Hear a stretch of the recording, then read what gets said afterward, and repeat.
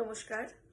গল্প সংকেচার আড্ডায় আমি ইন্দ্রাণী আপনাদের সবাইকে স্বাগত জানাই। আজকে কোনো গল্প বা কাহিনী নয়, আমার জীবনের একদম নিজের এক্সপিরিয়েন্স করা একটা ভূতের সত্যিকারের ঘটনা শোনাবো। ভূত পিশাচের গল্প আমরা অনেক পড়ি, কিন্তু আমি নিজে যা অভিজ্ঞতা করেছি এরপর থেকে আমি ভূত নেই এটা আর বলতে পারি না। ব্যাপারটা হচ্ছে সালটা ছিল 2006। 2006 আমরা ঠিক করলাম সপরিবারে নেতারহাট যাব।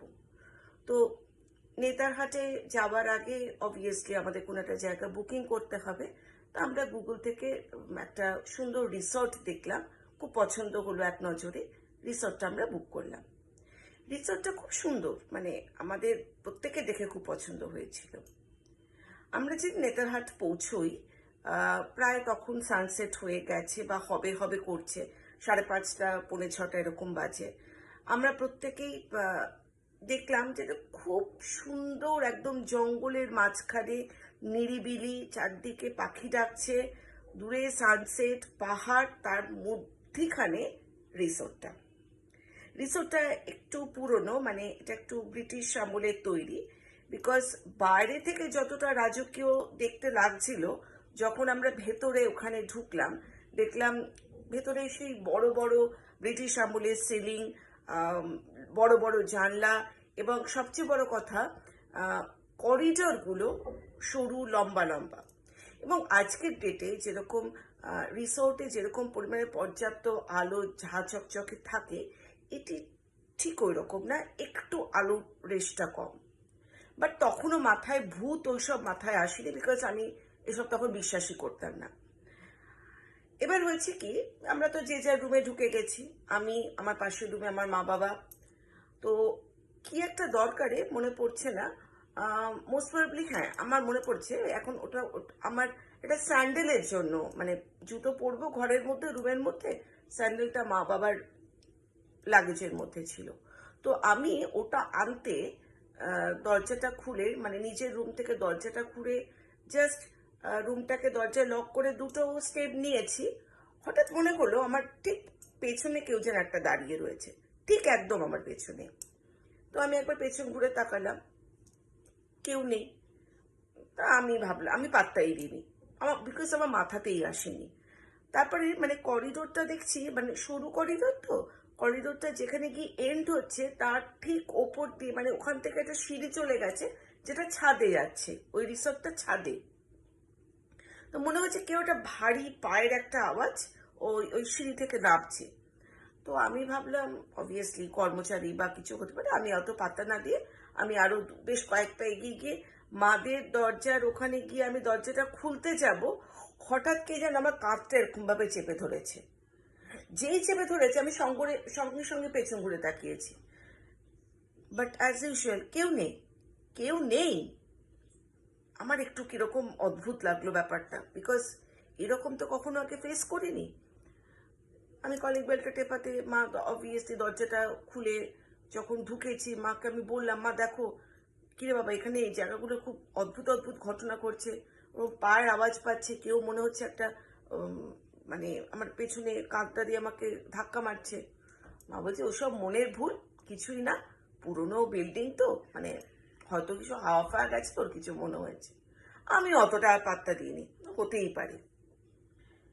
এরপর আমি মাকে বললাম, না আমার একটু কিরকম কিরকম লাগছে, আমি একটু ফ্রেশ এনাফ হবো, তো তুমি আমার সাথে রুমে চলো, আমি একা একা রুমে থাকবো না। তা মা হেসে বললো আচ্ছা চল। মাকে নিয়ে আমি আমার রুমে আসলাম। তো স্নান করব বলে আমি ওয়াশরুমে গেছি ভেতরে, গিজারটা অন করে।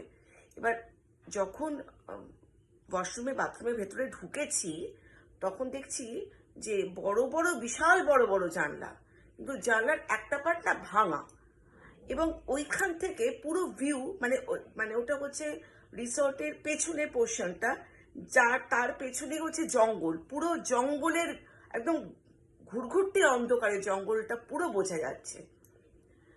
আমার একটু জায়গাটা না কিরকম একটু গা ছমছম তখন থেকেই করতে লাগলো, বিকজ তার এরকম একটা ঘটনা ঘটেছে।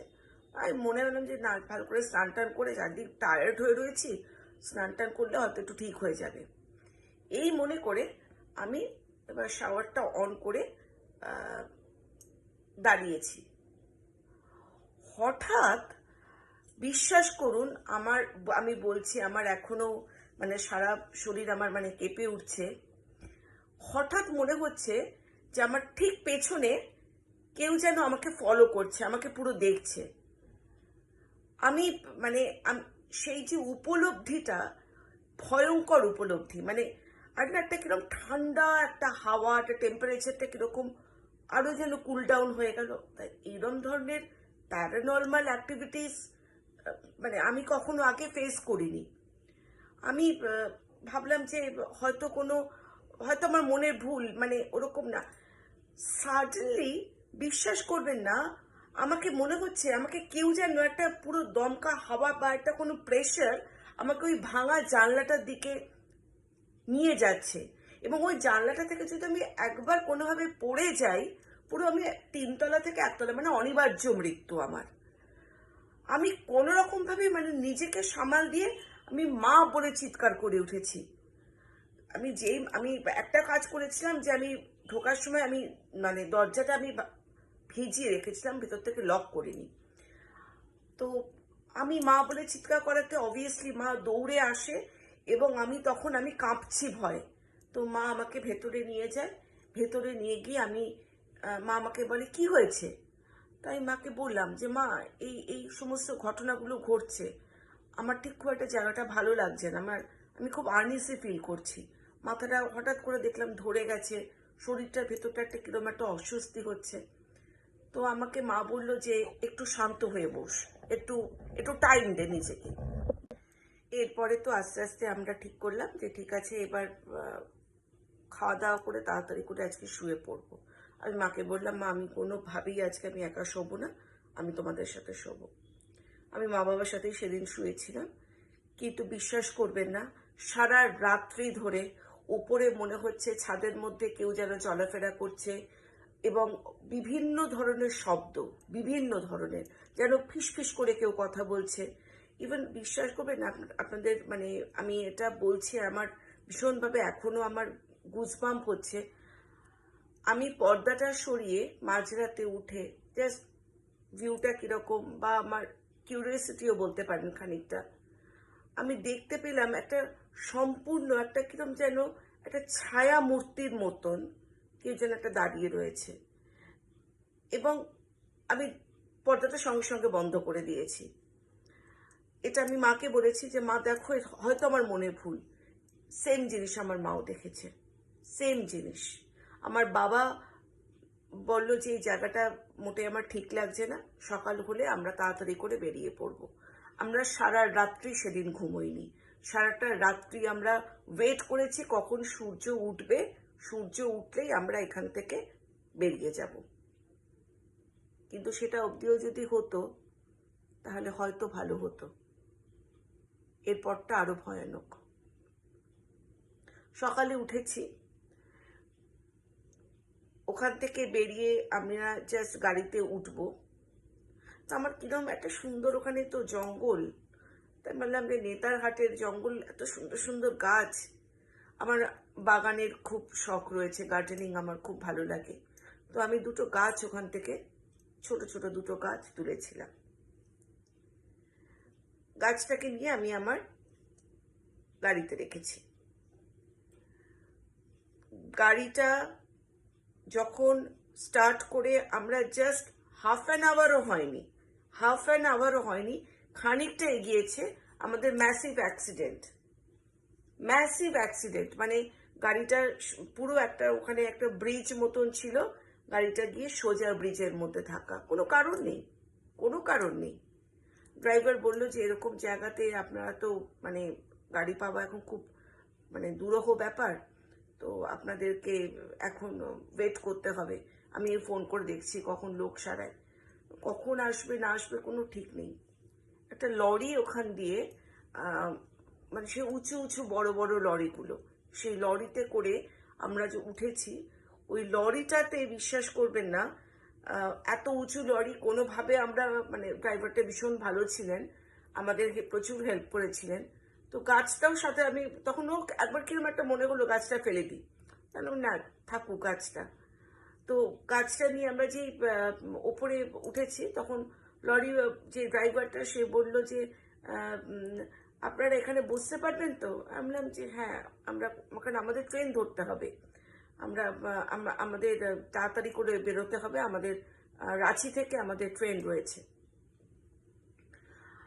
খানিকটা যাওয়ার পর ওই ট্রাকটারও সেম জিনিস, ট্রাকটারও অ্যাক্সিডেন্ট হয় এবং মানে বাই গডস গ্রেস, ঈশ্বরের অনেক আশীর্বাদ, আমরা বেঁচে যাই। এরপরে আমরা যখন কোনোরকম ভাবে এসে রাঁচিতে পৌঁছই তখন অলরেডি আমাদের শতাব্দী ট্রেন দাঁড়িয়ে রয়েছে।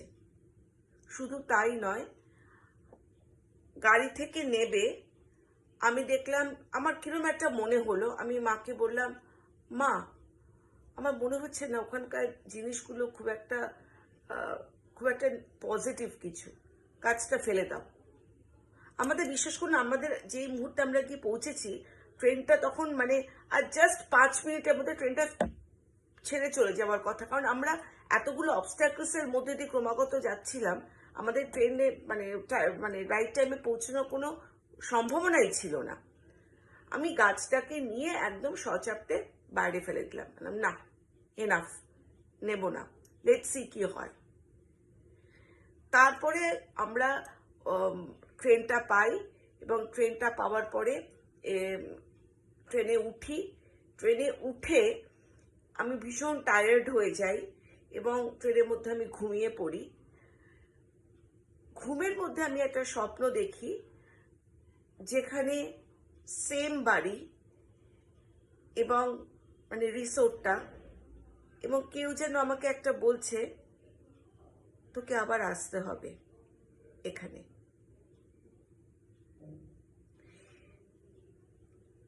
আজ অনেক বছর হয়ে গেছে, 2006 সালের ঘটনা এটা, কিন্তু 2006-এর এই ঘটনাটা আমি কোনোদিন ভুলতে পারবো না। ভূত আছে কিনা আমি জানি না, বা সেদিনকার যে ঘটনাটা আমি ফেস করেছিলাম সেটাই বাকি ছিল আমি বলতে পারবো না, কিন্তু ভৌতিক বা কিছু তো একটা ডেফিনেটলি ওখানে ছিলই। এরম অনেক জায়গা আমাদের ভারতবর্ষে বা পৃথিবীর বিভিন্ন প্রান্তে রয়েছে যেগুলোকে আমরা নানা ধরনের প্যারানর্মাল অ্যাক্টিভিটিসে দেখতে পাই। হয়তো এই জায়গাটাও সেরকম কোনো একটা জায়গা। কিছু কারণের জন্য জায়গাটার নাম আমি বললাম না, মানে রিসোর্টটার নাম বললাম না, কিন্তু এটার ঘটনাটা আমার চিরকাল মনে থাকবে। হয়তো এরপর থেকে আমি ভূতে বিশ্বাস করা শুরু করেছি। নমস্কার। আমার চ্যানেলে আপনারা যারা নতুন, যদি আমার গল্প ভালো লেগে থাকে আপনাদের, আজকে যেমন একটা সত্যিকারের ঘটনা বললাম, এরকম আরও অনেক পরবর্তীকালে আরও অনেক ইনসিডেন্ট, অনেক গল্প আপনাদের জন্য রয়েছে। দয়া করে চ্যানেলটিকে সাবস্ক্রাইব করবেন, লাইক করবেন এবং আপনাদের অমূল্য মতামত জানাবেন। ধন্যবাদ।